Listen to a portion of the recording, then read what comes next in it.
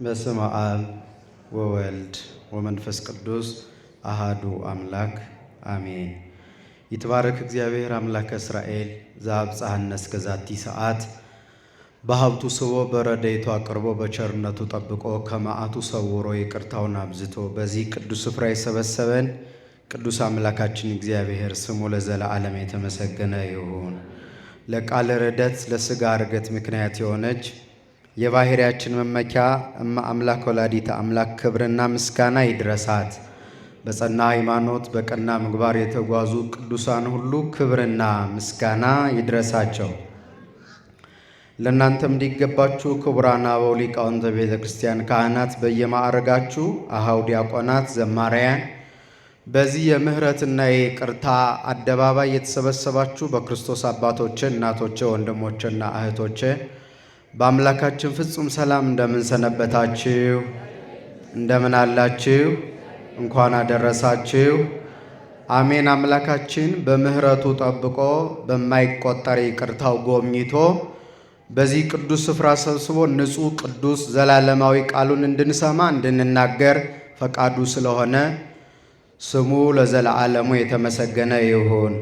እንደ እግዚአብሔር ቅዱስ ፈቃድ ለሚቀሩን ጥቂት ደቂቃዎች የምንማርበት መነሻ ሐሳብ አስቀድሞ መርሃ ግብር መሪው ሲነግራችሁ እንደነበረው ቅዱሳት መጻሕፍትን በተመለከተ በጣም ሰፊ ትምህርት ያላት ቢሆንም ቤተ ክርስቲያን ግን በመጠኑ ሕሊናችን ላይ ስዕል ለማስቀመጥ ያህል መነሻ ሐሳብ እናነሳለን።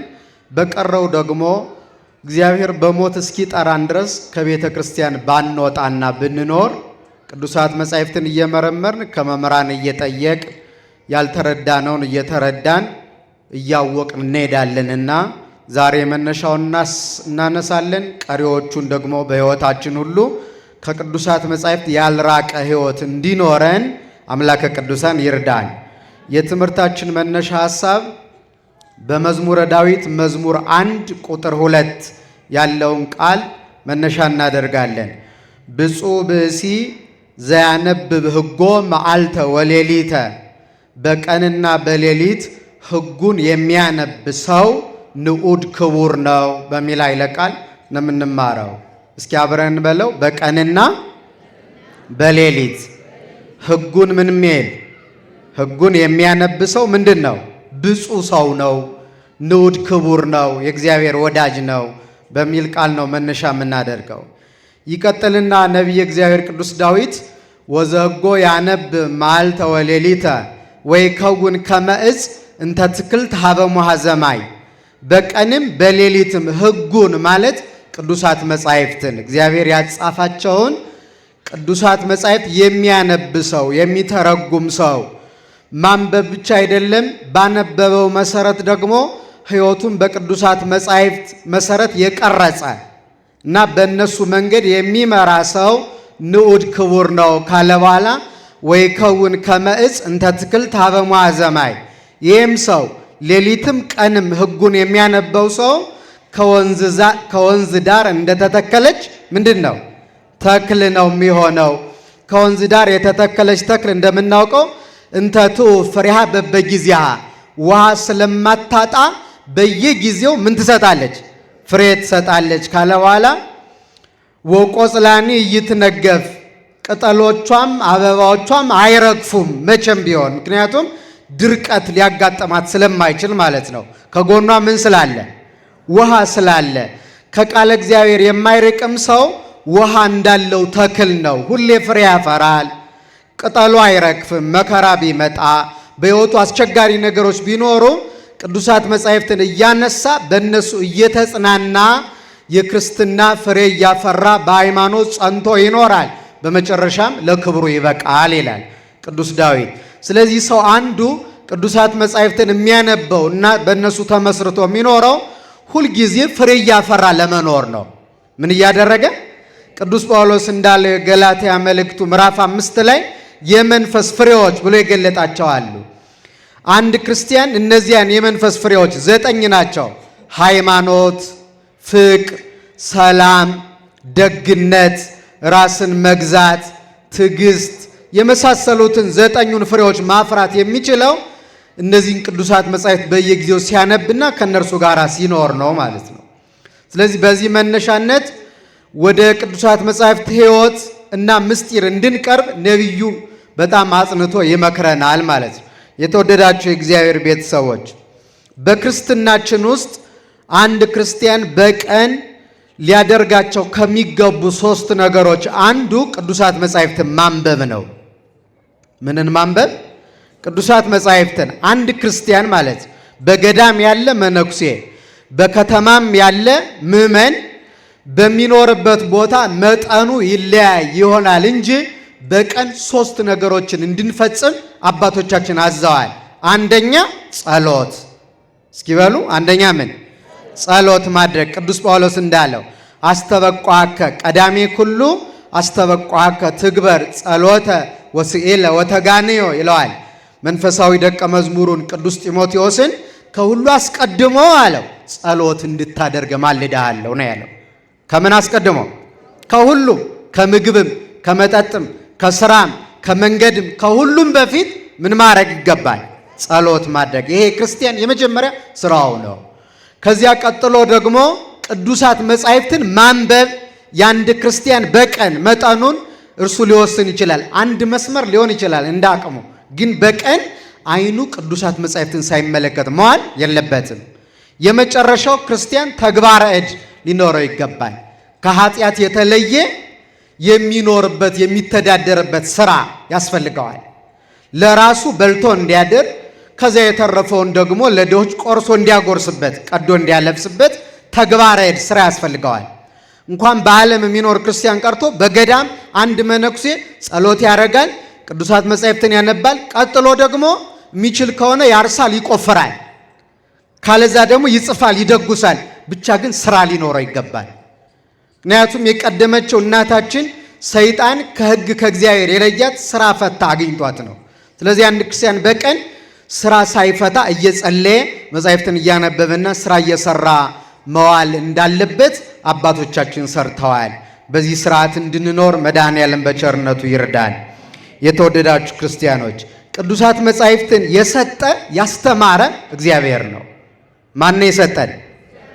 እነዚህን ቅዱሳት መጻሕፍት የሰጠ ያስተማረ የተረጎመ በእነሱ እንድንኖር እና በእነሱ ማንኖር ከሆነ ደግሞ እንደምንሳሳት ያስተማረን ራሱ ጌታ ነው። በማቴዎስ ወንጌል ምዕራፍ 22 እንደተጻፈው እንደዚህ የሚል ቃል አለ። እነዚህ ሰዱቃውያን ትንሣኤ ሙታን የለም የሚሉ ሰዱቃውያን ወደ ጌታ ቀርበው በመካከላችን አንዲት ሴት ነበረችና ባል አገባች። ባሏ ከእርሷ ልጅ ሳይወልድ ሞተ። በኦሪቱ ማለትም ከሕገ ወንጌል በፊት በነበረው ዘመን በኦሪቱ እንዲህ የሚል ሕግ አለ። አንድ ወንድ ሚስት አግብቶ ልጅ ሳይወልድ ቢሞት የገዛ ወንድሙ ሚስቱን አግብቶ ለወንድሙ ለሞተው ዘር ይተካለት የሚል ሕግ አለ። አሁን የለም። በዚያ ዘመን የነበረ ሕግ ነው፣ ለስሙ መጠሪያ የሚሆን ማለት ነው።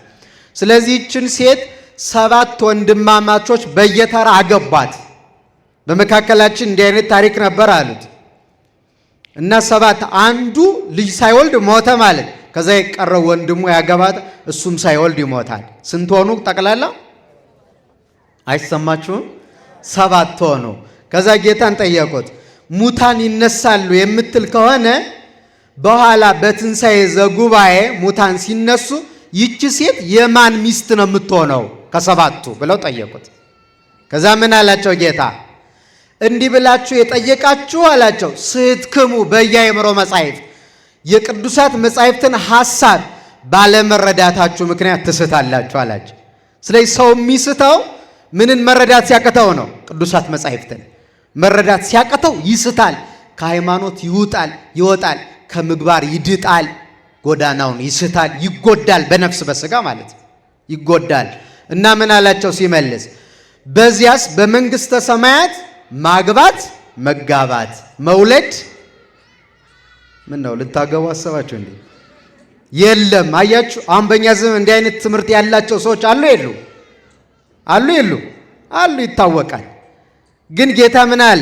እንዲህ ብላችሁ ማሰባችሁ ከሞትን በኋላ እንደገና እናገባለን፣ ሚስት ልጅ እንወልዳለን፣ ብላችሁ የምታስቡት የመጻሕፍትን ሐሳብ ባለማወቃችሁ ነው እንጂ በዚያማ ማግባት፣ መጋባት፣ መውለድ፣ መዋለድ የለም።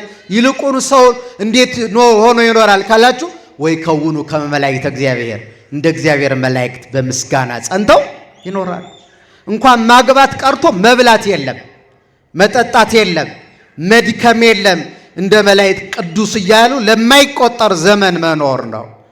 መድኃኔዓለም ለዛ ያብቃል። ስለዚህ ቅዱሳት መጻሕፍትን አለመረዳት ለዚህ ስህተት ያበቃል።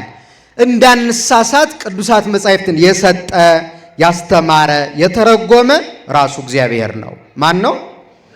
በመሰረቱ ግን የሰው ልጅ እንደ መላእክት ሃይማኖቱን በሕገ ልቡን አውቆና ጠብቆ ፈጣሪውን ፈርቶ አክብሮ ሊኖር ነበር የተፈጠረው። በነገራችን ላይ ወደ መጻሕፍት ሐሳብ የመጣ ነው መጀመሪያ እግዚአብሔር የሰጠንን ጸጋ ስላጣን ነው። ቅዱስ ዮሐንስ አፈወርቅ የተባለ የአራተኛው መቶ ክፍለ ዘመን የቤተ ክርስቲያን አባት እንደዚህ ይላል። እግዚአብሔር አንድ ዕድልና ጸጋ ሰጥቶን ነበረ ይላል። እሱ ጸጋ ምንድነው ካላችሁኝ፣ በህሊናችን ሕጉን ጻፈው።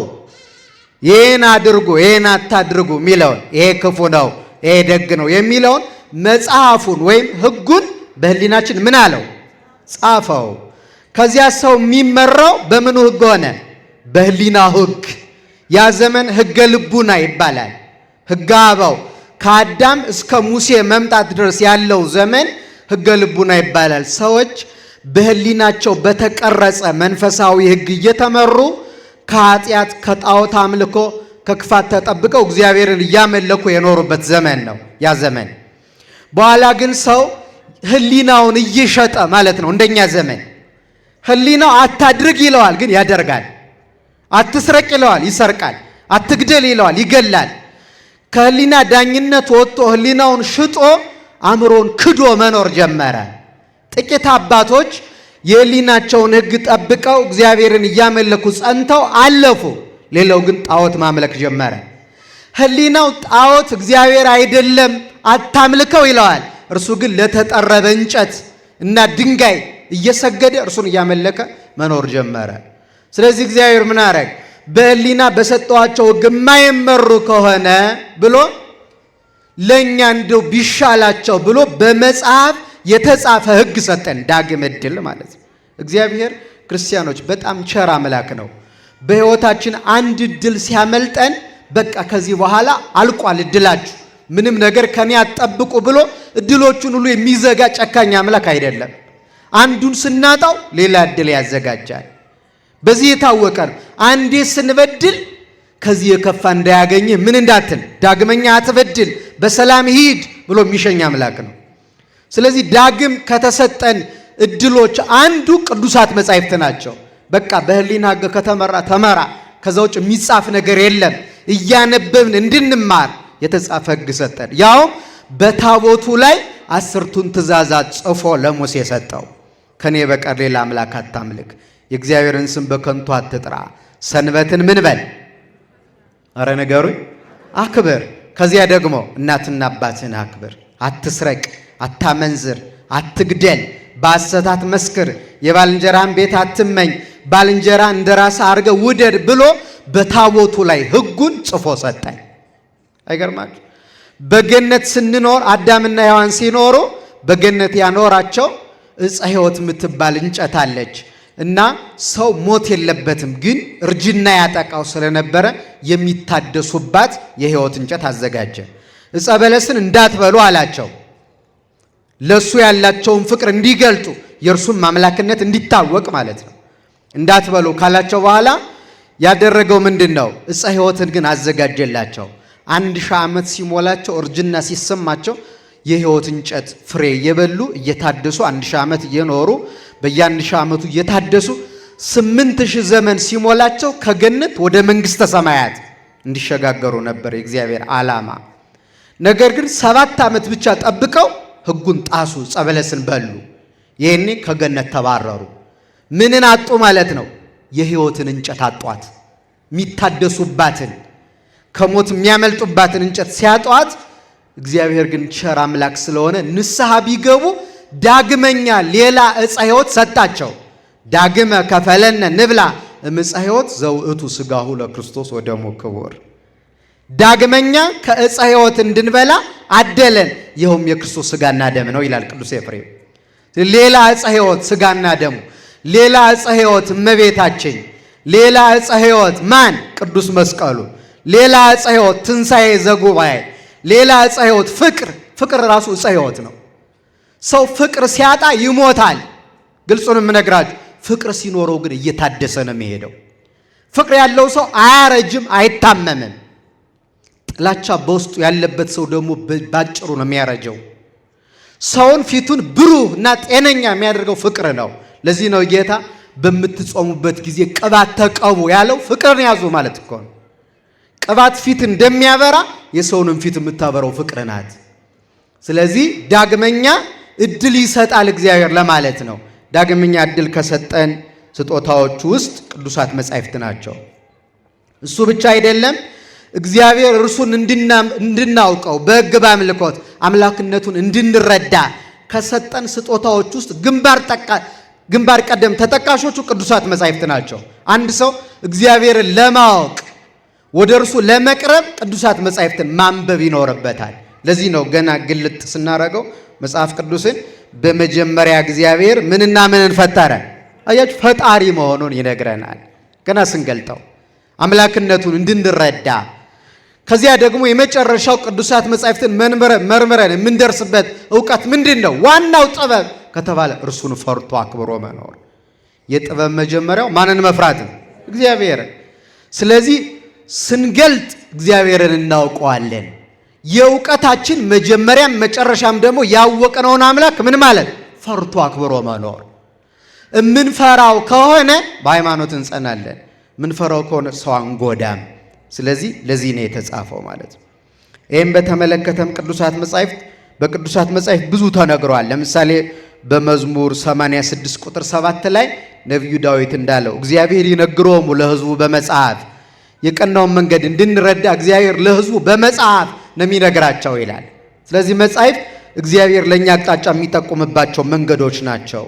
ሌላኛው ቅዱስ ጳውሎስ ለጢሞቴዎስ ደቀ መዝሙሩ በሁለተኛይቱ ምዕራፍ 3 ቁጥር 17 ላይ እንደዚህ ይላል፣ የእግዚአብሔር መንፈስ ያለበት መጽሐፍ ሁሉ ለትምህርትና ለተግሳጽ፣ ልብን ለማቅናት፣ በጽድቅም ላለው ምክር ሁሉ ይጠቅማል ይላል ቅዱስ ጳውሎስ። እየሰማችሁኝ ነው? የማን መንፈስ ያለበት መጽሐፍ? የእግዚአብሔር መንፈስ ያለበት ቅዱሱ መጽሐፍ ለምን ይጠቅማል አለ? ለትምህርት ይጠቅማል፣ ለእውቀት። ሁለተኛውስ ለተግሳጽ ይገስጸናል። ይህን የምታደርጉ ሁሉ ተከልከሉ ይላል። ለምሳሌ አባቱ የረገመው ሰው እናቱ የረገመችው ምን እንደሚሆን ይነግረናል።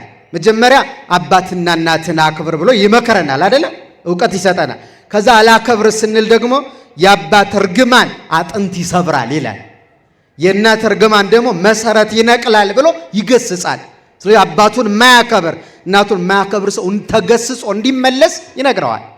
ለእውቀት ብቻ አይደለም ለተግሳጽም ጭምር፣ ልብን ለማቅናት። በነገራችን ላይ ሰው ከቅዱሳት መጻሕፍት ሐሳብ እየወጣ ሲሄድ ልቡ እየጠመመ ይሄዳል። ምን እያለ? እየተጣመመ ይሄዳል። መቅናት የሚችለው በቅዱሳት መጻሕፍት ሐሳብ ነው። የሰው ልቡና ይሰፋል፣ ይጠባል፣ ይጣመማል፣ ይቃናል፣ ይቆለፋል፣ ይከፈታል። የሚቆለፈው መጽሐፍ ቅዱስ ማንበብ ስናቆም ነው። የሚከፈተው ስናነብ ነው። ግልጽ ነው። የሚጣመመው ማንበብ ስናቆም ነው። የሚቃናው ደግሞ ማንበብ ስንጀምር ነው። ይጨልማል። በነገራችን ልቡና ይጨልማል። የሚጨልመው ከቅዱሳት መጻሕፍት ትምህርትና መስማት ልቡናችን እየራቀ ሲሄድ ነው። ስንሰማ ግን ጨለማው እየተወገደ በልባችን ብርሃን እየተሳለ ይመጣል። ስለዚህን ክርስቲያኖች መረዳት ይገባል። በነገራችን ላይ በምድራችን ላይ ሰዎች ቁጡ የሚሆኑት ተነጋግረው መደማመጥ የማይችሉ አሁን እኛ ዘመን ይሄ ነው። እንደምታውቁት መግባባት አንችልም። በአንድ ጉዳይ እንደ ሰናኦር ግንብ ገንቢዎች ድንጋይ ስጠኝ ሲለው እንጨት ነው የሚሰጠው። አንድ ቋንቋ እየተናገርን አንግባባም። ያልተግባባ ነው ከቅዱሳት መጻሕፍት ሐሳብ ስለራቅን ነው። ይህን በደንብ ማወቅ አለባችሁ። ሰው ለዱላ እጁን የሚያነሳው ያን ሰው ለማጥፋትና ለመግደል የሚጠራው በትክክል ማንበብ ቢችል ከሰው ጋር ሰው ተስማምቶ ነው የሚኖር። ምንም አይነት አይዲዮሎጂ ይኖረን አእምሮ ከሰፋ በንባብ አይጣላም ከሰው ጋር። ታስታውሳላችሁ በሐዋርያት ሥራ ምዕራፍ 8 ላይ እንደተጻፈው ቅዱስ እስጢፋኖስ ከሐዋርያት ተምሮ የመጀመሪያው ሊቀ ዲያቆናት የመጀመሪያው ሰማዕት ከሐዋርያት ተማረ። ከዚያ ደግሞ መንፈስ ቅዱስ አደረበት። ማን አደረበት?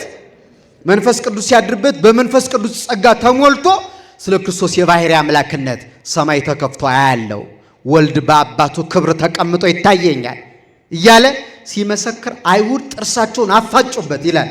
ስለ ክርስቶስ ሲነገር ደስ አይላቸውም እና ተናደዱ ይላል። ከዛ ሊከራከሩት ሞከሩ። ኢየሱስ ክርስቶስ እኮ ሎቱ ስብሐት የዮሴፍ ልጅ ነው፣ ሎቱ ስብሐት ምስጋና ይግባውና ተራ ሰው ሩቅ ብእሲ ነው እያሉ መከራከር ጀመሩ። ግን አልቻሉትም። ለምን? የመንፈስ ቅዱስ ጸጋ በማን ላይ አርፏል? በእስጢፋኖስ ላይ አርፏል። ስለዚህ በሁለት ነገር ሞከሩት። በቃል ሊከራከሩ ሞከሩ፣ አልቻሉ። ሁለት ነገር የላቸውም። አንደኛ ዕውቀት የላቸው፣ ሁለተኛ የመንፈስ ቅዱስ ጸጋ ከነርሱ ጋር አይደለም። በቃል ሞከሩ፣ አልተሳካም። ከዚያስ በመጽሐፍ እየጠቀሱ ረታቸው። በቃልም በመጽሐፍም አልችለው ሲሉ ድንጋይ አንስተው ወግረው ገደሉት። ይሄ ነው የኛ ዘመን አንዱ መገለጫ ይሄ ነው። ሰው በአእምሮ ነው መመራት ያለበት፣ ማንበብ ነው ያለበት፣ ተነጋግሮ መግባባት አለበት የለበት? አለበት። ከዚያ ውጭ ግን ሰው ካቃተው ወደዚያ የሚሄድ ከሆነ ከንባብ እየራቀ ነው ማለት ነው። ሲከራከሩት የሚቆጣ እኛም ከሆነ ዘመን በፊት እንደዚህ ነበር። ጥቅስ ሲጠቅሱብን ድንጋይ የምናነሳ ነበር እስከ ቅርብ ዘመን። ይህ ያለማንበባችን ምልክት ነው። አሁን ግን በቃል የሚመጣውን በቃል በመጽሐፍ የሚመጣውን በመጽሐፍ ጠቅሰን ማስረዳት የሚጠይቀን ጊዜ ላይ ነው። በቃ እንዴት እንደዚህ ትላለህ ብሎ ነገር የለም። ስለዚህ ተምሮ አውቆ አንብቦ በቃልና በመጽሐፍ ተከራክሮ ሃይማኖትን ማጽናት ይገባል አይገባም? ይገባል። የፈለገውን ጥያቄ ይጠይቃል፣ የፈለገውን ይናገር። ማስረዳት ማሳመን የኛ ዘመን ድርሻ ነው። ለዚህ ማን ይርዳን? እግዚአብሔር ሁላችንንም ይርዳን። እሱ ብቻ አይደለም፣ መጻሕፍትም በሚሰጡት መጽናናት ተስፋ የሆንልን ዘንድ አስቀድሞ የተጻፈው ሁሉ ለትምህርታችን ነው። ለትምህርት ተጽፈዋል ቅዱሳት መጻሕፍት እንድንገሰጽባቸው፣ እንድንማርባቸው። ይህንንም ማር ይስሐቅ የተባለ ቤተ ክርስቲያን አባት ከሦስቱ መጻሕፍተ መነኮሳት አንዱን የጻፈው ማለት ነው። እንደዚህ ይላል፣ አዝልፍኬ ሀበ አንብቦተ መጻሕፍት ይላል። ሁልጊዜ ቅዱሳት መጻሕፍትን አንብብ ነው የሚለው። ምን በል ንገሩኝ እንጂ በእናታችሁ። አንብብ። እነማንን? ቅዱሳት መጻሕፍትን አንብብ ይልና እስመማንቱ ይመርሃሁ ለልብከ ሀበ አእምሮተ እግዚአብሔር። ቅዱሳት መጻሕፍት አንተን እግዚአብሔርን ወደ ማወቅ ይመሩሃል ይላል። ስለዚህ አታቋርጥ። እግዚአብሔርን የሚያሳውቁህ ከሆነ ወደ እርሱ የሚያቀርቡ ከሆነ ቅዱሳት መጻሕፍትን ማቋረጥ አይገባም፣ ማንበብ ይገባል። ከዚያ ይቀጥልና ጌታም በወንጌል መጻሕፍትን ብትመረምሩ ኖሮ እኮ ከኔ ጋር አትጣሉም ነበረ ብሏቸዋል አይሁድን። አታነቡማ አትጠይቁማ አላቸው አይሁድን። ብታነቡ ኖሮ እኔን እንደዚህ አትረዱኝም ነበረ፣ ልትገሉኝም አታሳድዱኝም ነበረ አለና ለምን ሲባል መጻሕፍት ሁሉ ስለ እኔ ነው የሚናገሩ አላቸው። ስለማን? ስለ ክርስቶስ ምስክሮች ናቸው። ግን ስለማያነቡ ስለ እሱ መጻሕፍት እየመሰከሩ መጻሕፍት የመሰከሩለትን ጌታ ግን ሊገሉት ያሳድዱት ነበር። መጨረሻም ሰቅለው ገደሉት። እንደምታውቁት ከመጽሐፍ በመራቃቸው ምክንያት ነው ይሄ የሆነው። በጣም ብዙ ማንሳት እንችላለን። መጽሐፈ ወግሪስ የሚባል ደግሞ አንድ አባት በመጽሐፉ እንደዚህ ይላል፣ ወይታጽር አንብቦ መጻሕፍት አምላካውያት ውቶን ይከውናከ መርሃ ለሐዊር መንገለ ፍኖት ጸባብ። ቅዱሳት መጻሕፍትን ማንበብ አታቋርጥ ካለና የማታቋርጥ ከሆነ ቅዱሳት መጻሕፍት ወደ ጠባቡ በር ይመሩሃል ይላል ጌታ። ምን ብሏል በወንጌል? በጠባቡ በር ምን በሉ ግቡ። ያ ጠባብ በር ወደ የት ያደርሳችኋል? ወደ ሕይወት። በሰፊው በር ግን አትግቡ፣ የሚያደርሳችሁ ወደ ሞት ነውና ብሏል። ጠባብ በር የተባለው የነፍስ ፈቃድ ነው። መጾም ነው፣ መጸለይ ነው፣ መስገድ ነው፣ ቅዱሳት መጻሕፍትን ማንበብ ነው፣ መስገድ ነው፣ ንስሐ መግባት ነው፣ መቁረብ ነው፣ መታረቅ ነው፣ ከጥላቻ መራቅ ነው። ይሄ ጠባቡ በር ይባላል። ሰፊው በርሳ ቂም በቀል ነው፣ ተንኮል ነው፣ በኃጢአትና በርኩሰት ተጠምዶ መኖር፣ ከስጋው ደግሞ መራቅ፣ የስጋ ፍሬዎችን ማፍራት፣ አድመኝነት፣ ቁጣ፣ ቂም፣ በቀል፣ ኑፋቄ፣ ክፋት እነዚህ ሁሉ ሰፊ በር ነው። ዓለም ገባባቸው። ሰፊ በሮች አይደል? መግባት ይቻላል፣ ቀላል ግን ወደ ሞት ነው የሚያደርሱት። ጾም፣ ጸሎት፣ ስግደት እነዚህ ጠባብ ናቸው፣ ለመግባት ያስጨንቃሉ። ከገቡ በኋላ ግን ወደ ምን ነው የሚያደርሱት? ወደ ሕይወት። ቅዱሳት መጻሕፍት ወደ ጠባቡ በር ያደርሱሃል፣ ወደ ፈቃደ ነፍስ እግዚአብሔርን ወደ ማወቅ ነው የሚለው አባ ወግሬስ ማለት ነው። ስለዚህ የተወደዳችሁ ክርስቲያኖች እግዚአብሔር እነዚህን ቅዱሳት መጻሕፍት ሰጥቶናል በብዙ መንገድ እንድንማርባቸው እና አንድ የቤተ ክርስቲያን አባት ቅዱስ ቄርሎስ ዘኢየሩሳሌም ይባላል። መጻሕፍትን በአዝርዕትና በአትክልት ይመስላቸዋል። ቅዱሳት መጻሕፍትን በምንና በምን? በተለይ መጽሐፍ ቅዱስን ማለት በአዝርዕትና በአትክልት። አትክልት ማለት በእጅ ተለቅመው የሚበሉ እንደ ሙዝ እንደ ብርቱካን ያሉ ማለት። አዝርዕትሳ ግብርና ላይ እስከዚህ ምናቸዋ እነ በቆሎ ታጭደው በማጭድ የሚገቡ ማለት ነው። እነሱ ናቸው። እና ስንት አልመሰላችሁ? የመጀመሪያው ተቆልተው ተቀቅለው በስለው የሚበሉ የእህል ዘሮች አሉ አይደለ? ምን ተብለው? ተቆልተው ተዋችሁ እንደ መቁላት ተቆልተው ከዚያስ ተቀቅለው በጠቅላላ በስለው የሚበሉ አሉ። ለምሳሌ ማን ማን? ጎበዝ ነጋዴዎች ናችሁ ማለት ነው። ይሄን በደንብ አውቃችሁ። እነማን? እነ ገብስ፣ እነ ሽምብራ እና እነ ባቄላ አይነት ማለት ሳይበስሉ እንዲሁ ተልጠው ተከትፈው የሚበሉ አሉ። ለምሳሌ ሙዝ አይደል? ከዚያስ ብርቱካን፣ አቮካዶ፣ ማንጎ፣ ትርንጎ፣ ሎሚ የመሳሰሉት ተልጠው ተከትፈው የሚበሉ ናቸው። ልክ ነው አይደለም? አዎ። ሶስተኛ ደግሞ ተፈጭተው ተወክተው ተጋግረው የሚበሉ አሉ። በጣም ግሩም። ጤፍ፣ ሌላስ? እነ ማሽል፣ እነ በቆሎ፣ እነ ስንዴ የመሳሰሉት ተፈጭተው ተጋግረው ወክተው ነው የሚበሉት። ግልጽ ነው። በጣም ጥሩ። ከዚያ ደግሞ ይህንን ያመጣና የመጨረሻ ደግሞ አራተኛ ሳይላጡም ሳይበስሉም ዝም ብለው የሚበሉ አሉ። ለምሳሌ ደህና ናችሁ ግን? እነማን? ለምሳሌ አፕል የሚባለው አይላጥም ምን አይልም፣ ዝም ብሎ ይገመጣል አይደል? ተዋችሁ መግመጥ እንዴ?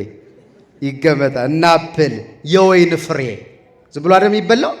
እነ ኮክ አይነት ማለት ነው። የመሳሰሉት ደግሞ አይላጡም ምን አይሉም፣ ዝም ብለው ቀጥታ የሚበሉ ናቸው። እና ሊቁ ምን አለ መሰላችሁ?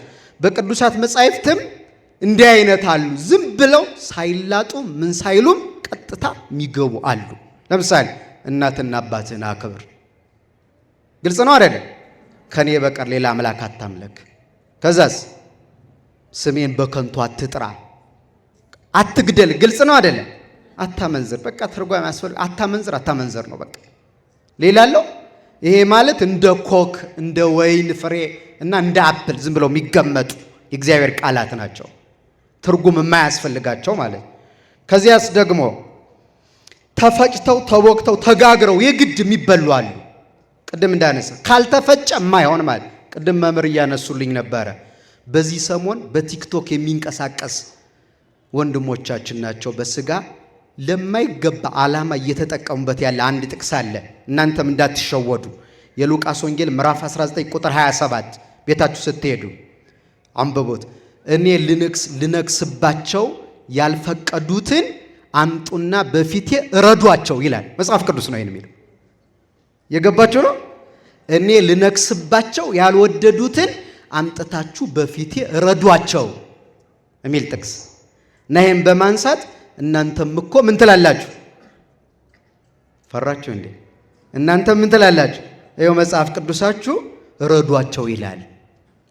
ስለዚህ ክርስቶስ ሊነግስባቸው ያልፈቀዱትን እንድታርዱ ታዛችኋል ይላል። አያችሁ፣ ሳይፈጭ ሳይቦካ የተወሰደ ጥቅስ ማለት ይሄ ነው። ሐሳቤ ገብቷችኋል? መፈጨት ነበረበት። ምክንያቱም እግዚአብሔር የሚናገረው ቃል እዚሁ መጽሐፍ ቅዱስ ውስጥ ይጋጫል አይጋጭም? አይጋጭም።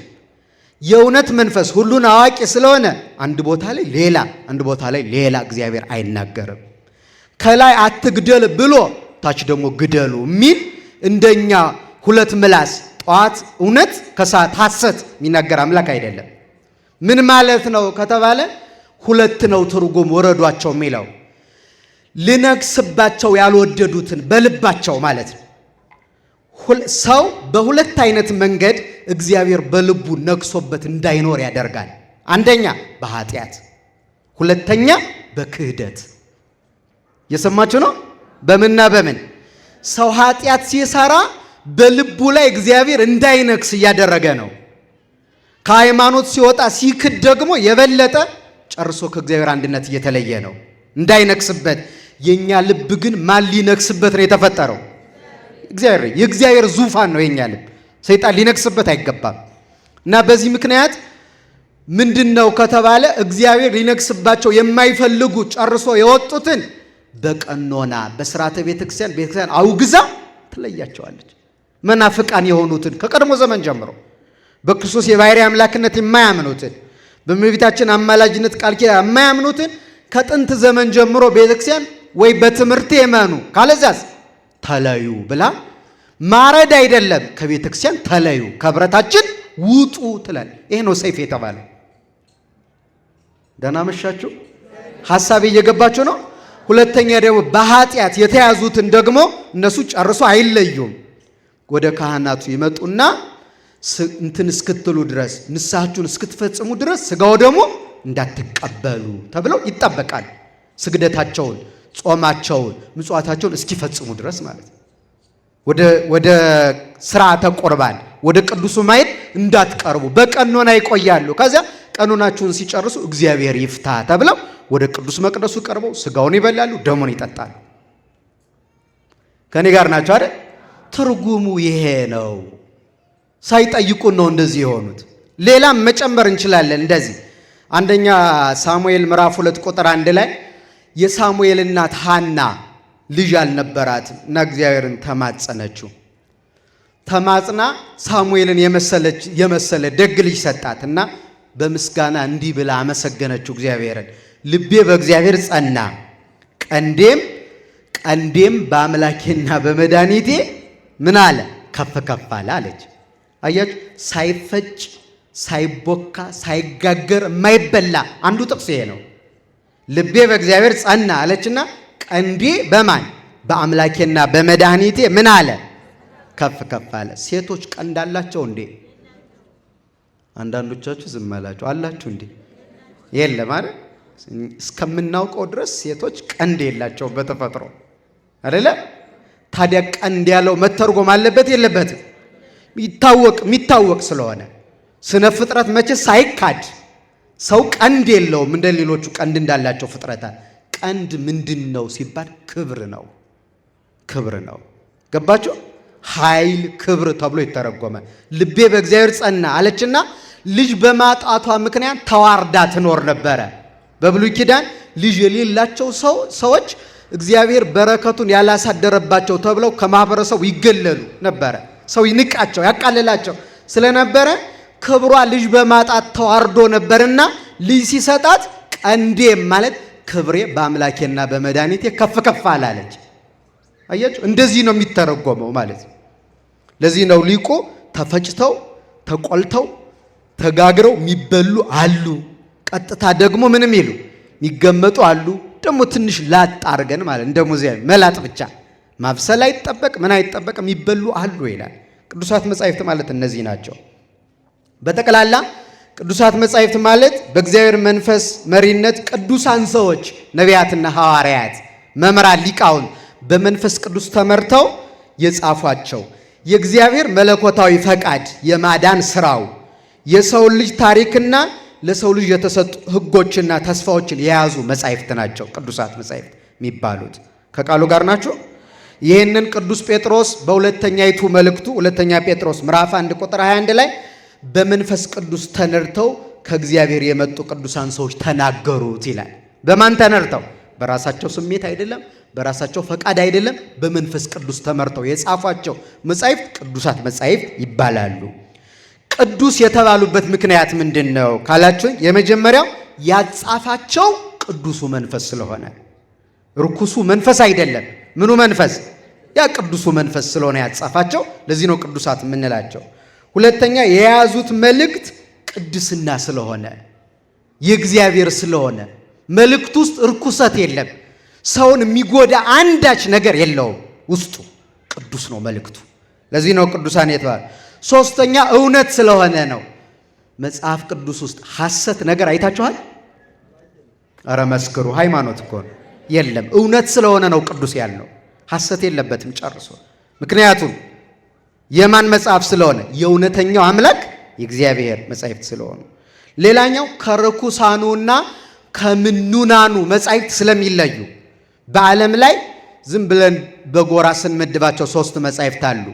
ሶስት አይነት። አንደኛው ቅዱሳት መጻሕፍት ይባላሉ። ሁለተኛዎቹ ምኑናት መጻሕፍት ይባላሉ። ሶስተኛ ርኩሳት መጻሕፍት ይባላሉ። ቅዱሳት አሁን እየተናገርን ያለ ነው ማለት ነው። በእግዚአብሔር መንፈስ የተጻፉት ናቸው። ምኑናት የተባሉት ደግሞ ለነፍስ የማይጠቅሙ ማለት ነው።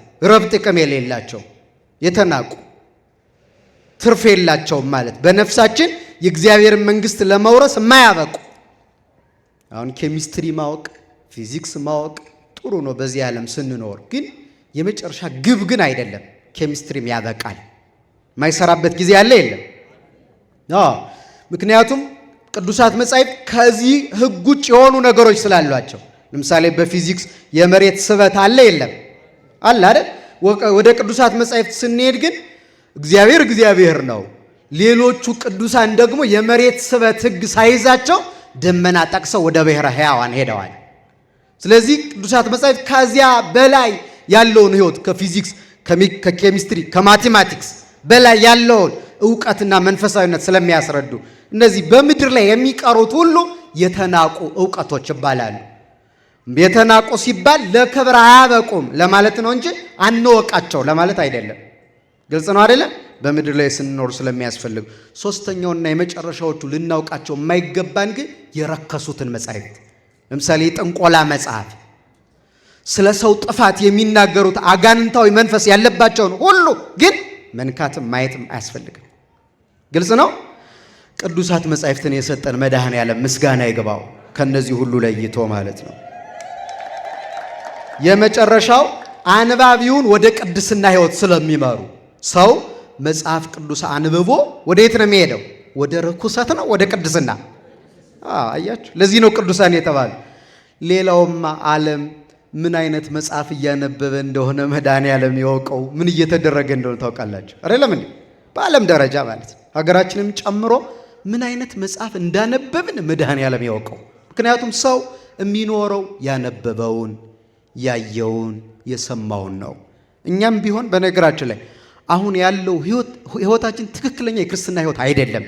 ይህን ማወቅ አለብን። መስመሩ ላይ አይደለም በህይወት ደረጃ ማለት ግልጽ ነው። እንዲህ ያደረገን ያነበብነው ነገር ነው። እንደዚህ በቃ ግዴለሽ ያደረገን ምንም የማይገደን ያደረገን ያነበብነውና ያየነው ነው። ምክንያቱም 24 ሰዓት ሙሉ ቲክቶክ የሚያይ ሰው እንዴት ወደ ቅድስና ሊሄድ ይችላል? 24 ሰዓት ዩቲዩብ የሚያይ ሰው ታግሶ እንዴት ቅዱሳት መጻሕፍትን ሊያነብ ይችላል? ለዚህ እኮ ነው የ3 ሰዓት የ2 ተኩል የ3 ሰዓት ቅዳሴ ላይ መታገስ አቅቶት ስልኩን እያወጣ የሚነካካ ሰው የተፈጠረው። ከዛ አንስቶም ያናገራል። 3 ሰዓት ታግሶ ቅዳሴ መስማት አቅቶት ማለት ነው። በጣም አደገኛ ሁኔታ ውስጥ ነው ያለ ነው። በነገራችን ይሄ አሁን የኛ ዘመን የቲክቶክ ዘመን ይባላል። ይሄ ፕላትፎርሙ ምን እንደሆነ ታውቃላችሁ? ቢበዛ 3 ደቂቃ ነው ቪዲዮ። ይሄ ማለት በተደጋጋሚ ቲክቶክ የሚያይ ሰው ማይንድ ሴታፕ በ3 ደቂቃ ይወሰናል። ከዚያስ 4 ደቂቃ የሆነ ነገር አዳምጥ ቢሉት ምን አይልም? እሺ አይልም። ኦርደር ተደርጓል ቀድሞ። ከዛስ መጽሐፍ ማንበብ ቀረ፣ ማስቀደስ፣ ማይሌት መቆም፣ ምን የባከነ ህሊና ረፍት የሌለው ሆነ ማለት። ጸሎት ታግሶ መጸለይ አይችልም። ለምን? ለ3 ደቂቃ ብቻ ትዕግስት ያለው። ከ3 ደቂቃ በኋላ የማይታገስ ፍጥረት አድርጎ ቀረጸን። ታውቃላችሁ? እንደ መልአክ እንድንኖር ነው የተጠራ ነው። ግን ቴክኖሎጂው እኛን እንዴት እንደተጫወተብን ተመልከቱ። አሁን ሰው እንዴት አሃዱ እያለ ሰልፊ ሊቀርጽ ይችላል? ቪዲዮ እግዚኦ መሐረነ ክርስቶስ እያለ አሃዱ እያለ እንዴት ሊሆን ይችላል? ይህን ሞራል ማን አመጣው? ይሄ ሶሻል ሚዲያው በአግባቡ ስላልተጠቀምንበት እና መጽሐፍ ቅዱስን ማንበብ ግን ወደ ቅድስና ይመራል። ወደ ቅድስና እንዲመራን ማን ይርዳን? ስለዚህ እነዚህን መጻሕፍት ቅዱሳት የምንልበት መስፈርት አለን። ምን አለን? ንገሩኛ። መስፈርት አለን። ሁሉንም ቅዱስ አንልም። 4 ነጥቦችን ባጭሩ ልንገራችሁ። አንደኛ ቅዱሳት የምንልበት መስፈርት አንደኛው መለኮታዊ መነሻነት፣ መጽሐፉ የሰው ሐሳብ ሳይሆን የእግዚአብሔር መንፈስ ያለበት መሆኑ መረጋገጥ አለበት ቅዱስ ለመባል። የማን ሐሳብ? አንድ። ሁለተኛው የጸሐፊው ታማኝነት፣ በብሉይ ኪዳን በነቢያት፣ በሐዲስ ኪዳን ደግሞ በሐዋርያት ወይም ከሐዋርያት ጋር ቅርብ ግንኙነት በነበራቸው ቅዱሳን የተጻፈ መሆን አለበት። ጸሐፊው ማን ነው? ቅዱስ። ግልጽ ነው አይደለ? ለምሳሌ ከሐዋርያት ዘመን በኋላ ሐዋርያውያን አበው የሚባሉ አባቶች ተነሱ፣ ከሐዋርያት ጋር ኅብረት የነበራቸው ከነሱ ትምህርት ያልወጡ እንደነ ቅዱስ አግናጤዎስ እንደነ ፖሊካርፐስ ያሉ ማለት ነው። ከነሱ ዘመን በኋላ ደግሞ ዘመነ ሊቃውንት መጣ። እነ ዮሐንስ አፈወርቅ፣ እነ ቅዱስ ቄርሎስ፣ እነ አትናቴዎስ ዘእስክንድርያ ሐዋርያው። እነዚህ ደግሞ በሃይማኖትም በእምነትም በቅድስናም ከሐዋርያት ጋር አንድ የሆኑ በዘመን የማይገናኙ ግን አንድ የሆኑ። ስለዚህ የጸሐፊው ታማኝነት፣ ጸሐፊው መናፍቅ ከሆነ የሚጽፈው መጽሐፍ ቅዱስ እና ሃይማኖት ያለው ነው ተብሎ አይጠበቅም። ለዚህ ነው ቅዱስ ዮሐንስ አፈወርቅ መጽሐፍ ስታነቡ መጀመሪያ የጻፈው ማን እንደሆነ ምን በሉ ጠይቁ። ቅድመ ይስክር ስሞ ለባለ መጽሐፍ፣ መጀመሪያ ማን ነው ጸሐፊው ብላችሁ መርምሩ። ሕይወቱንም ሃይማኖቱንም ትምህርቱንም መርምሩና ከዚያ ቀጥሎ አንብቡ። ሕይወቱ ጠማማ ሃይማኖቱ ጉድለት ያለበት ከሆነ ተውት፣ አይሆናችሁም።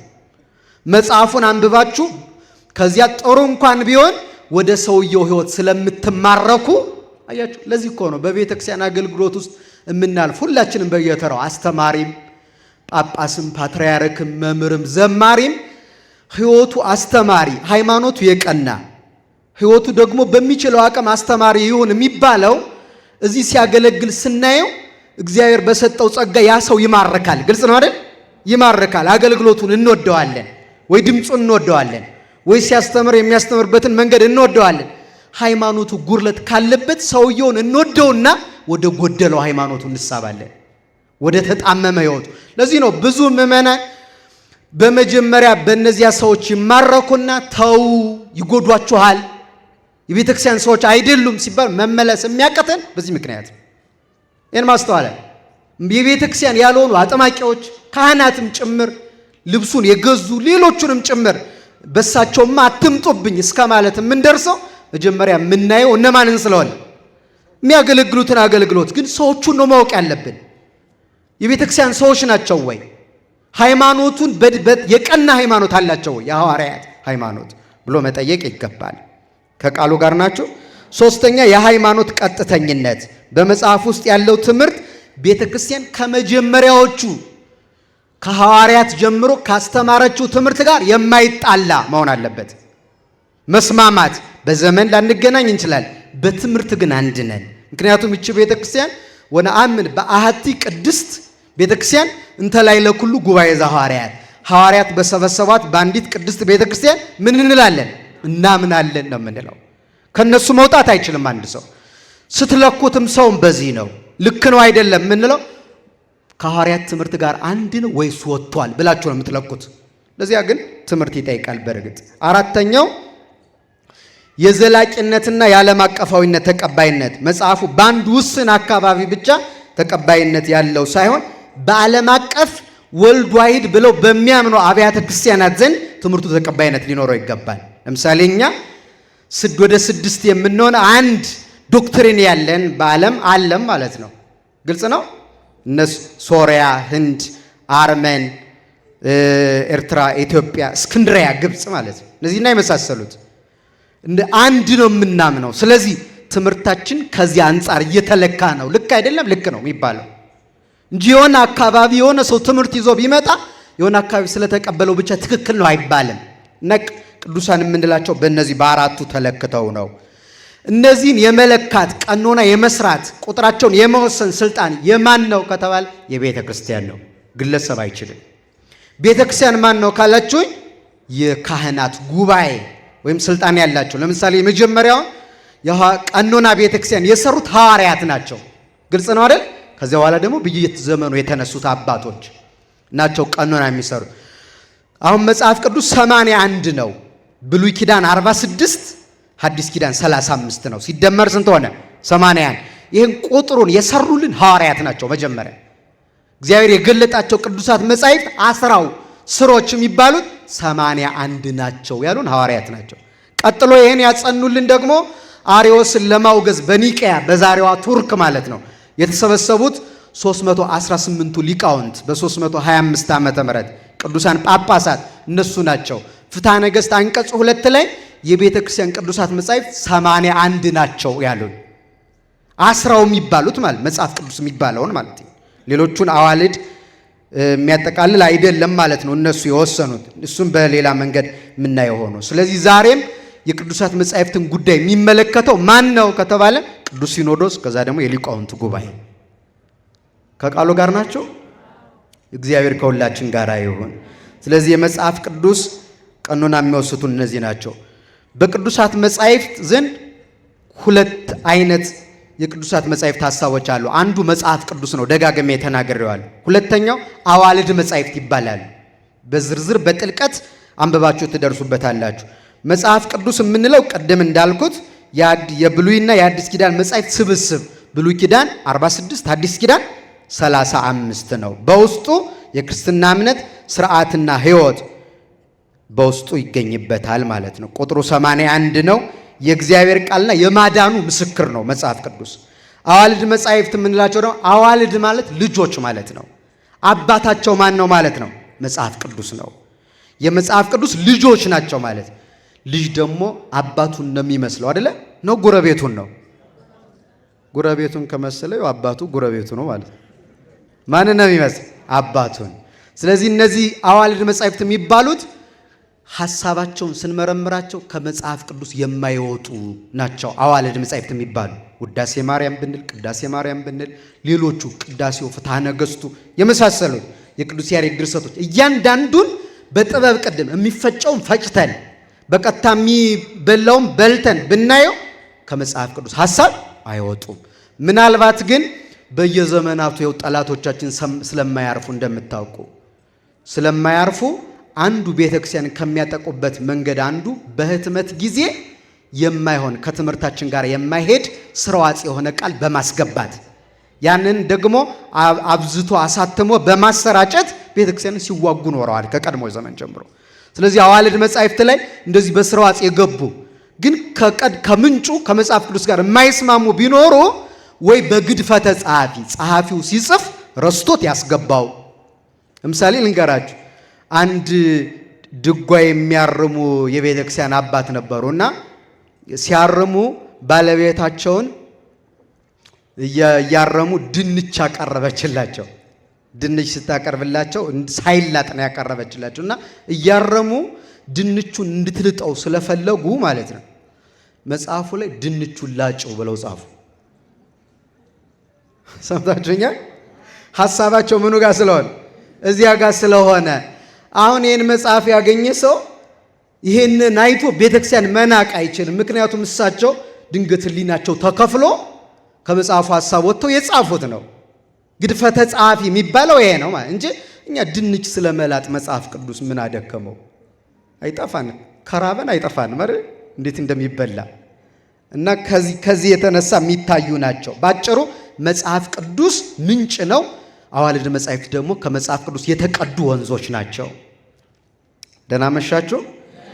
ቀጥተኛ የእግዚአብሔር ቃል ነው መጽሐፍ ቅዱስ። እነሱ ከምንጩ ከሱ ተተርጉመው የተጻፉ የተብራሩ ናቸው። መጽሐፍ ቅዱስ ዶግማ ነው። በነገራችን ላይ ዶግማ ማለት የማይናወጥ መሰረተ እምነት የምንለው ነው። እነሱም ግን ከመጽሐፍ ቅዱስ ተነስተው ሲተረጉሙ ዶግማ የሆነ ትምህርት አላቸው በውስጣቸው፣ የማንለውጠው ትምህርት ማለት ነው።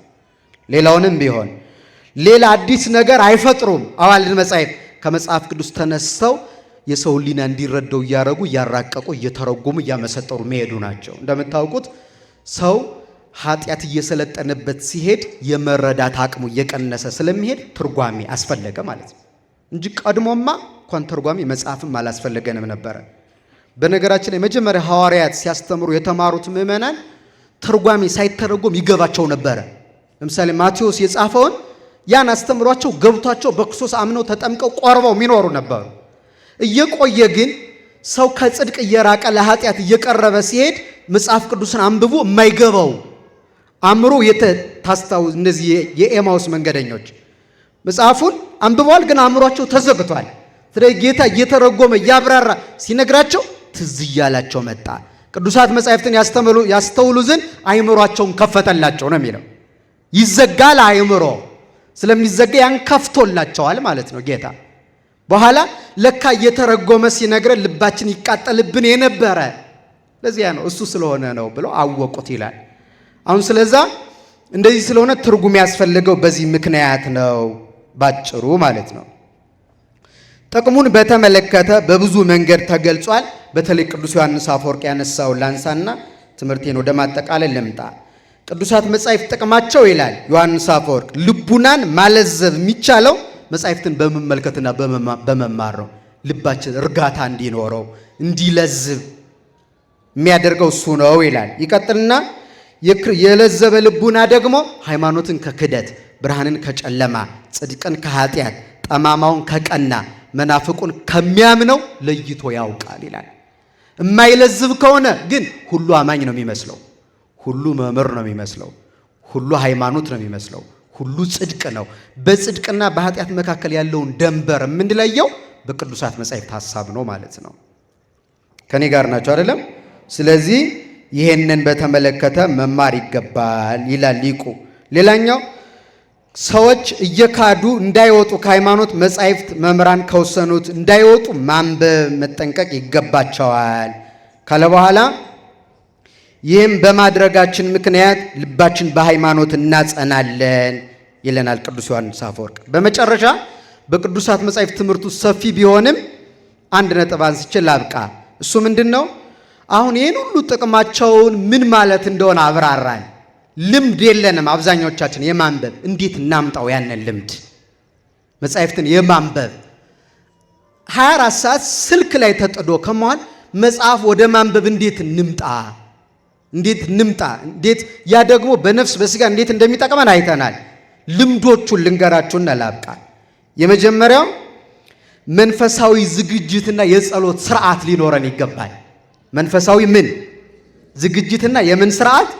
ዝም ብሎ እንደማንኛውም ገልጠን የምናነባው አይደለም። እባክህ የቅዱሳት መጻሕፍትን ሐሳብ ምን በለልን ግለጥልን ብለን ተማጽነን ልናረገው ስለሚገባ፣ ስለዚህ አንደኛው በጸሎት መጀመር ይገባል። ክብር መስጠት ለመጽሐፉ። አንዳንዱ ሰው ትራስ አድርጎታል መጽሐፍ ቅዱሱን። አንዳንዱ የማይረባ ቆሻሻ ቦታ ላይ ጥሎታል። አንዳንዱ ሲያነሳ እንደዚህ ዘንጥሎ እንደዚህ ገጹን ይዞ የሚያነሳ ሰው አለ። የሚገርማቸው ማናከብረው ከሆነ እግዚአብሔር በመጽሐፉ ያለውን ምስጢር ይቆልፍብናል። ለኛ እንዳይገባን ይሆናል፣ እንዳይረዳን ቃሉ ይሆናል። እና በጸሎት መጀመር ይገባል። ንባብ ከመጀመራችን በፊት ጸሎት ማድረግ። ቅዱስ ጳውሎስ እንዳለው እግዚአብሔር የቃሉን ደጅ ይከፍትልኝ ዘንድ ጸልዩልኝ ይላል ቅዱስ ጳውሎስ። የምኑን ደጅ? ስለዚህ መጽሐፍ ቅዱስ ደጅ አለው።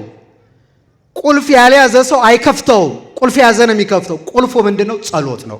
በጸሎት ነው የሚከፈተው። ለዚህ ነው ጸልዩልኝ ያለው። ድንቅህን እንዳይ ከዓይኖቼ መጋረጃውን ግለጥ ይላል ነቢዩ ዳዊት። ምንህን እንዳይ? በመጽሐፍ የገለጥከውን ድንቅ እንዳይ መጋረጃውን ግለጥ። ዓይናችን እኮ ተጋርዷል በዚህ ዘመን። መዝሙር 119 ቁጥር 18 ላይ ነው እንደዚህ ያለው። ስለዚህ መጸለይ ይገባል። በነገራችን ላይ መጽሐፍ ቅዱስ አንብበው አልገባቸው ብሎ ጸልየው እግዚአብሔር የገለጠላቸው ቅዱሳን አሉ። ሁለት። አንደኛው የመነኮሳት አባት የሚባለው አባ እንጦንስ ከአምስቱ የሕግ መጻሕፍት የሙሴ ማለት ነው አንዱ ኦሪት ዘሌዋውያን ይባላል። ስለ ሌዋውያን ካህናት የሚናገር አንቀጽ ነው እና አንድ አንቀጽ ከዛ ውስጥ አልገባው አለ። ቢያነብ አልገባው። ከዛ ምን አለ? ወደ እግዚአብሔር እንደዚህ አንጋጠጠና ፈኑ ሊተ ሙሴሃ ገብረከ ከመይክስት ሊተ ዘንተ ቃላል። ይህን ሊገባኝ ያልቻለውን ቃል ይገልጥልኝ ዘንድ አገልጋይን ሙሴን፣ ይህን መጽሐፍ የጻፈውን ሙሴን ላክልኝ ያለው እግዚአብሔር። ጸሐፊው ራሱ መጥቶ በአካለ ነፍስ ይሄ ማለት ይህ ነው ብሎ ተርጉሞለት ሄዷል ይላል። አያችሁ፣ ራሱ ቅዱሱ መጥቶ ማለት። ሌላው ቅዱስ ጎርጎርዮስ ዘንዚናዙ ይባላል። ከቤተ ክርስቲያን አባቶች አንዱ ነው። የዮሐንስ ወንጌል ምዕራፍ 1 ቁጥር 1 ሲያነብ ግራ ገባው። የዮሐንስ ወንጌል ምዕራፍ 1 ስንት ምን ይላል? ቃል በቅድምና ነበረ፣ ቃልም በእግዚአብሔር ዘንድ ነበረ፣ ቃልም እግዚአብሔር ነው የሚለው ምስጢረ ሥላሴ ነው። ቅድመ ዓለም የእግዚአብሔር አኗኗርን ነው ቅዱስ ዮሐንስ የጻፈው እና ያንን ሲጽፍ ቆይቶ በጣም ከዚያ መልአኩ መጥቶ ቃል በቅድምና ነበረ፣ ቃልም በእግዚአብሔር ዘንድ ነበረ፣ ቃልም እግዚአብሔር ነው፣ ሁሉ በእርሱ ሆነ፣ ከሆነው ሁሉ ያለ እርሱ የሆነ የለም እያለ ሄደ። ከዛ ይህን እየጻፈ መልአኩ ከውቅያኖስ በቅርፊት ውሃ እየቀዳ ይደፋል እና አየውና ለምን ትደክማለህ? ውቅያኖስ በእንቁላል ቅርፊት ተቀርቶ ያልቃል ያለው። የኔስ ፍጡር ነው ያልቃል፣ አንተስ የሥላሴን አነዋወር ጽፌ ጨርሳለሁ ብለህ ጀምረሃል ሲለው ሁሉ በእርሱ ሆነ ብሎ ዮሐንስ የሚባል አባቱ ዘካርያስ እናቱ ኤልሳቤጥ የሚባል አንድ ሰው ነበር ብሎ ይሄን አቁሞ የሰው ታሪክ ጀመረ። የሚችለውን ማለት ነው። ግልጽ ነው አይደለ? ስለዚህ ከባድ ምስጢር ነው። ለዮሐንስ የተገለጠ ነው እስከተገለጠው ድረስ። ጎርጎርዮስ ሲያነብ ግራ ገባው። ይሄኔ እመቤታችን ይወዳት ነበር ይሄ ሊቅና እባክሽ እመቤቴ አንቺ የምስጢር ሙዳይ ነሽ፣ ያ አካላዊ ቃል ደግሞ ባንቺ ነው ሰው የሆነ። ምክንያቱም ዮሐንስ ምን ብሏል? ቃል ሥጋ ሆነ ብሏል። ይህን የምታውቂው አንቺ ስለሆንሽ እባክሽ ግለጭልኝ ሲላት ዮሐንስ ወንጌላዊ ላከችለት ይላል። ከዛ መጥቶ ቃል በቅድምና ነበር የሚለውን አብራርቶ አስረዳው። ከዚያ በኋላ በነገረ መለኮት የታወቀ አባት ለመሆን በቃ። በቤተ ክርስቲያናችን ትምህርት በምስጢረ ሥላሴ እጅግ በጣም የረቀቀ ዕውቀት ያላቸው ሁለት አባቶች አሉ። አንደኛው ቅዱስ ዮሐንስ ወንጌላዊ ነው። ሁለተኛው ደግሞ ቅዱስ ጎርጎርዮስ ዘንዚናዙ ሆነ ማለት። ይሄ የመጣው በምንድን ነው? በጣም ዝም ስትሉ ታስፈራሩኛላችሁ። በምንድን ነው? በጸሎት። ስለዚህ በጸሎት ልምምዱ በጸሎት ነው የሚመጣ አንደኛው ማለት። ሁለተኛው በትህትና። በምን መጽሐፍ ቅዱስን የምናነበው ከሰው ጋር ለመከራከር እና ደግሞ ዕውቀት ለመጨመር ብዙ ጥቅስ ለመያዝ ለማካበት አይደለም። ዋናው ዓላማ እግዚአብሔር ለኛ ያለውን ፈቃድ ለመስማት በታዛዥነትና በትህትና መንፈስ ልናነበው ይገባል። ስናነብ እግዚአብሔር በዚህ ቃል ውስጥ ለኔ ያለው መልእክት ምንድነው እያላችሁ አንብቡ። ግልጽ ነው። ይችን ጥቅስ አገኘው እገሌን እሰድብበታለሁ፣ እገሌን ጠቅሻ አሳፍርበታለሁ የሚል ተራ ሐሳብ ሊኖረን አይገባም። ፈቃዱ ምንድነው? በዚህ ቃል ውስጥ እግዚአብሔር ለኔ ያለው መልእክት ምንድነው ቢለውም በትህትና በትዕቢት ባበባይ አልገባን ሲልም በቃ እኔ እንደዚህ ነው የተረዳሁት ብሎ በትዕቢት መሄድ አይገባም።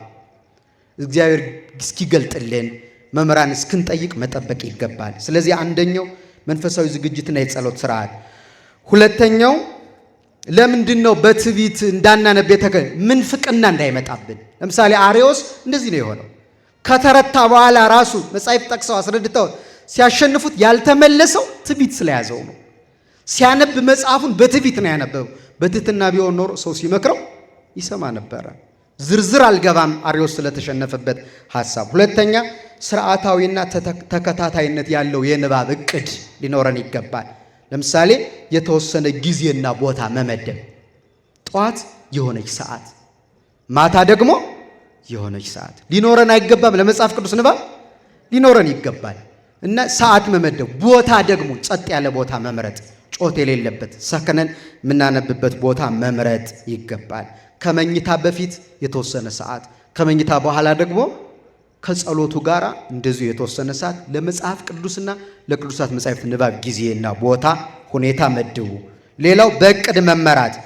አንዳንድ ሰው እንደዚህ እንደሚባለው አዲስ ክርስቲያን ይባላል። በሕይወታችን ውስጥ አንዱ ከባዱ ነገር ምን መሰላችሁ? በአዲስነታችን ዝም ብለን ያለ አቅማችን የምንጀምረው ነገር አለ። ንባብም ለምሳሌ አንብቦ የማያውቅ ሰው አንድ ምዕራፍ ቢያነብ ያፏሽጋል፣ በእርግጠኝነት ይሰለቸዋል። ከዛ በሚቀጥለው ሊያነብ ሲል ያ የትናንቱ መሰልቸት ነው ትዝ የሚለው። ስለዚህ በአቅማችሁ ጀምሩ። 3 መስመር አንድ ክፍልም ከሆነ አንድ ክፍል፣ ምዕራፍ ትልቅ ነው ክፍል ያንሳል፣ ያችን ከዛ ደግሞ ያን መረዳት፣ ያልተረዳችሁን ደግሞ ጽፎ ማስቀመጥና ወይ ማንበብ ወይ መጠየቅ ይገባል። በእቅድ መመራት። ከዚያ ደግሞ ይሄንን ምዕራፉን መወሰን ካቃተን ቤተክርስቲያን ለዓመት ሙሉ ያዘጋጀችው ግጻዊ የሚባል የቅዱሳት መጻሕፍት ምንባብ ስርዓት አለ። ለምሳሌ ዛሬ ቅድም አሁን ማታ የተሰበከው ምስባክ በግጻዊ የተቀመጠ ነው። ማታ ማታ ለጸሎት ስትሰበሰቡ የምትሰብኩት ምስባክ፣ መዝሙረ ዳዊት፣ የምታነቡት ወንጌል ይህ ይሁን ብለው አበው ስርዓት ሰርተዋል። ቅዳሴ ላይ የሚነበበው ወንጌል ተቀምጧል። ምስባኩ ተቀምጧል፣ የሐዋርያት መልእክት ተቀምጧልና ግጻዊውን መጠቀም ይቻላል። መጽሐፍ ነው፣ በሶፍት ኮፒም አለ፣ በሃርድ ኮፒ መጠቀም ትችላላችሁ። ሶስተኛው ንባብን ወደ ማሰላሰል መለወጥ። የንባብ ልምዶችን ነው እየተናገሩ ንባቡን ወደ ማሰላሰል። ቃሉን ማኘክ ማለት ጥቅሶቹን በጥንቃቄና በዝግታ ማንበብ። ዝም ብሎ ላጥ ብሎ ስንጨርስ ትዝ የሚለን ሰዎች አለን። ጸሎትም ንባብ በጥንቃቄ ምንድን ነው እያነበብኩ ያለው? ከዛ ልባችን የነካውን ቃል ደግሞ ደጋግሞ ማሰብ በህሊና ውስጥ ግልጽ ነው። ልባችን የሚነካን ቃል ይኖራል በሱ በመንፈስ ቅዱስ ሥራ። ያን በደንብ ማሰብ በጥንቃቄና በዝግታ ማንበብ። ሌላው ራሳችንን ደግሞ በታሪክ ውስጥ መፈለግ። ስናነብ ታሪክ ጥቅስ እናገኝ። በጥቅስ ውስጥ እኔ የት ነኝ ብለን ራሳችን መጽሐፍ ቅዱስ ውስጥ መፈለግ። ለምሳሌ የጠፋውን ልጅ ስናነብ እኔ የት ነኝ? አልጠፋሁም ወይ? የጠፋውን ድሪም ስታነቡ ቤት ውስጥ የጠፋውን እኔ የት ነኝ? ቤት ውስጥ አልጠፋሁም ወይ? ቤተ ክርስቲያን ውስጥ እየተመላለስኩ አልጠፋሁም ወይ? የጠፋውን በግ ስታነቡ ከመንጋው የተለዩ አይደለም ወይ እያል በዚያ ታሪክ ውስጥ ማንን መፈለግ? ራሴ የት ቦታ ነው ያለሁት ብሎ መፈለግ፣ ለራሴ ማንበብ ማለት። ከዛ የመጨረሻው የቤተ ክርስቲያንን ትርጓሜ መከተል። ቅድም እንዳልኳችሁ የሚፈጭ የሚቦካ የሚጋገር ቃል ስለሚኖር አንደኛ የአባቶች ትርጓሜ በዚህ ምን ይላል በዚህ ዙሪያ አንድ። ሁለተኛ ከሊቃውንት መጠየቅ። ከማን መጠየቅ? አረ ንገሩኝ። ከሊቃውንት ከተማሩት፣ ካወቁት፣ ካነበቡት ከነሱ መጠየቅ ይገባል ማለት። አንደኛ የአበውን ትርጓሜ ይሄን ቃል ቅዱስ ዮሐንስ አፈወርቅ ምን ብሎ ተረጎመው፣ እገሌ ምን ብሎ ተረጎመው ብሎ የነሱን ብንከተል አንጠፋም። ለምን? እነሱ የተረጎሙ በመንፈስ ቅዱስ መሪነት ስለሆነ። በራሳችን ሐሳብ ከሆነ ግን እንጠፋለን ማለት ነው። ለምሳሌ በመጠየቃቸው የተጠቀሙ አሉ። በቅዱስ ዮሐንስ አፈወርቅ ዘመን የነበረ አንድ ንጉሥ እንዲህ የሚል ቃል አገኘ። ምን ይላል መሰላችሁ? ኢያእመራ ዮሴፍ እስከ አመ ወለደት ወልደ ዘበኩራ፣ የበኩር ልጇን እስክትወልድ ድረስ ዮሴፍ እመቤታችን አላወቃትም የሚል ጥቅስ። ወንድሞቻችን የተጎዱበት እህቶቻችን ይህን ጥቅስ ይሄ ንጉሥ ያገኘዋል። ከዛ ዮሐንስ አፈወርቅ ሲመጣ ጥያቄው ይጠፋዋል። ሲሄድ ትዝ ይለው። አንድ ቀን ቅዱሱ ሊቁ መምህሩ ሲመጣ ጥያቄው ትዝ አለው። ከዛ ስትሄድ እየጠፋኝ ስትመጣ እየጠፋኝ ስትሄድ ትዝ እያለኝ ዛሬ ግን ስትመጣ ትዝ አለኝ። ወንጌላዊ ማቴዎስ የበኩር ልጇን እስክትወልድ ድረስ አላወቃትም ያለ ወንዶች ሴቶችን በሚያውቁበት ግብር ነው ወይ? እንደ ባልና ሚስት ነው ወይ ብሎ ጠየቀ። አያችሁ፣ አሁን ባይጠይቅ ኖሮ እሱ ሕሊና ውስጥ ያለው ማወቅ የሚለውን በምን ብቻ ነው የሚያውቀው? በባልና ሚስት ግብር ብቻ ነው የሚያውቀው። ከዛ ምን አለው ሊቁ? እንዳሰብከው አይደለም፣ ይሄ ማወቅ ሌላ ነው። ጌታን እስክትወልደው ድረስ ማንን እስክትወልደው? የበኩር ልጇን ጌታን እስክትወልደው ድረስ ዮሴፍ አላወቃትም ማለት የመድኃኔዓለም እናት መሆኗን አላወቅም። ማንን እንደጸነሰች አላወቅም። ሁለት ነው ትርጉሙ። የጌታ እናት መሆኗን አንድ፣ በድንግልና ጸንሳ መውለዷን ያወቀው ምን ካለች በኋላ ነው? ከወለደች በኋላ ነው። እሱ ብቻ አይደለም፣ ሁኔታዋ ሁሉ ይለዋወጥበት ነበረ አለው ቅዱሱ ሊቁ ዮሐንስ። ሁኔታዋ ይለ ጌታን እንደጸነሰች ቅዱስ ገብርኤል ትጸንሲ ብሎ አስረድቶ እንደ ቃልህ ይደረግ፣ ግን የሚመጣው ማን ነው? እኔ ወንድ አላውቅ ስትለው ካንቺ የሚመጣው ከሶስቱ ቅዱስ አንዱ ቅዱስ ነው።